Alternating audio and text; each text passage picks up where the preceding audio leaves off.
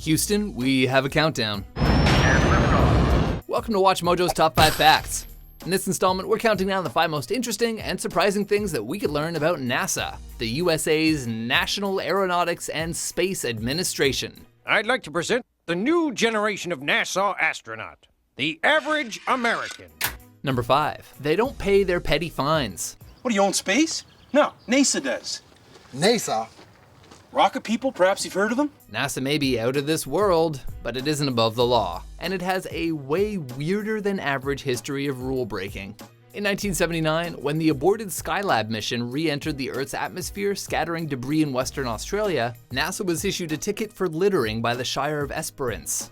The fine was only paid up in 2009, after a US radio DJ sourced donations from his listeners.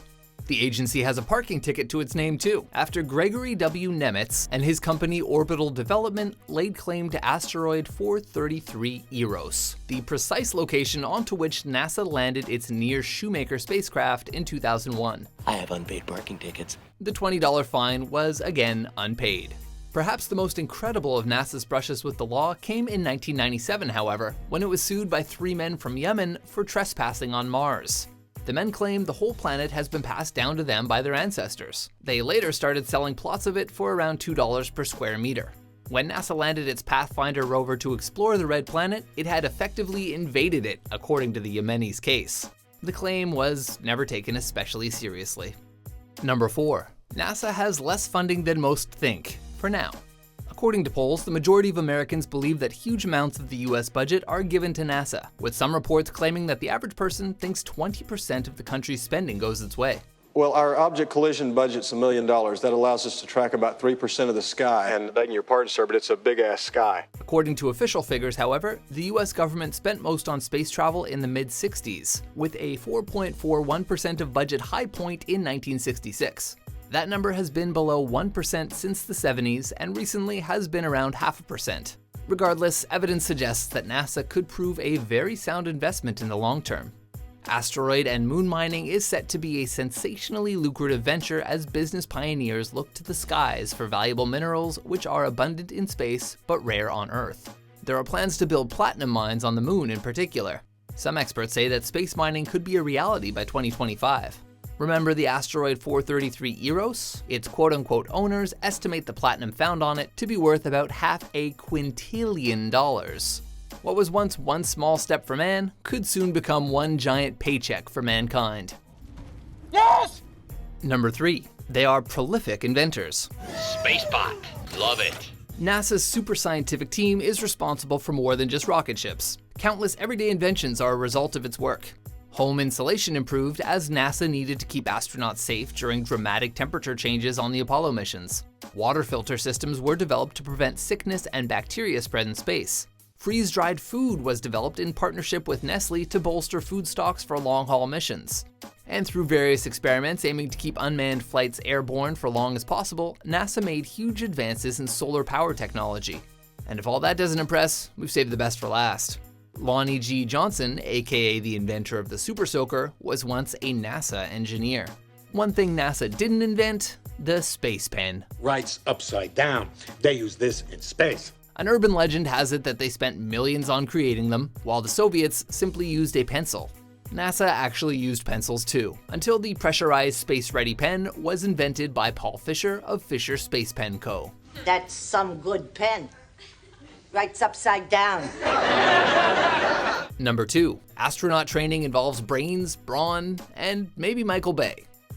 There is no doubt that astronaut training is an incredibly difficult experience. And astronaut training sucks complete ass, literally. The NASA candidate program is divided into 3 main sections: basic, advanced, and intensive training, and takes up to 2 years to complete.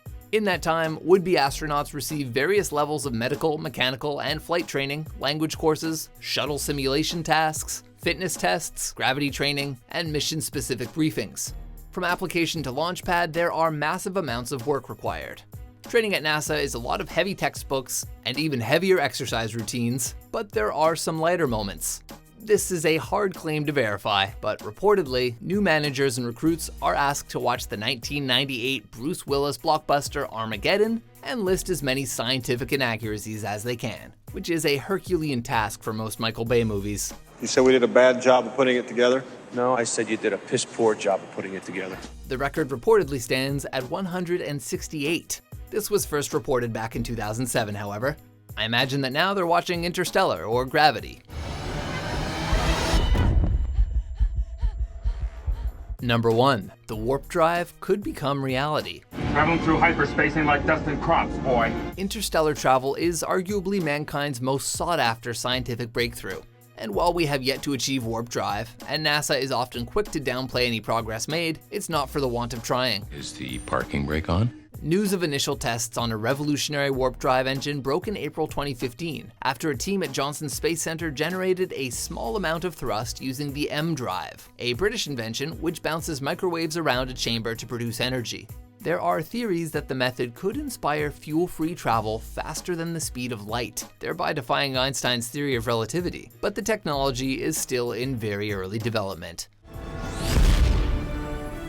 NASA is part of the 100-year Starship venture with the U.S. Defense Advanced Research Projects Agency, which was set up in 2010 with faster-than-light travel as its end goal. While Mars remains a primary mission, NASA is already looking well beyond the Red Planet. Whether current generations will live to see successful intergalactic gallivanting remains to be seen, but our fingers are well and truly crossed. So, what do you think? Will we see interstellar travel or space mining in our lifetimes? For more Space Pen Top 10s and Soviet Pencil Top 5s, be sure to subscribe to WatchMojo.com. Maybe we should finally tell them the big secret, that all the chimps we sent into space came back super intelligent. No, I don't think we'll be telling them that.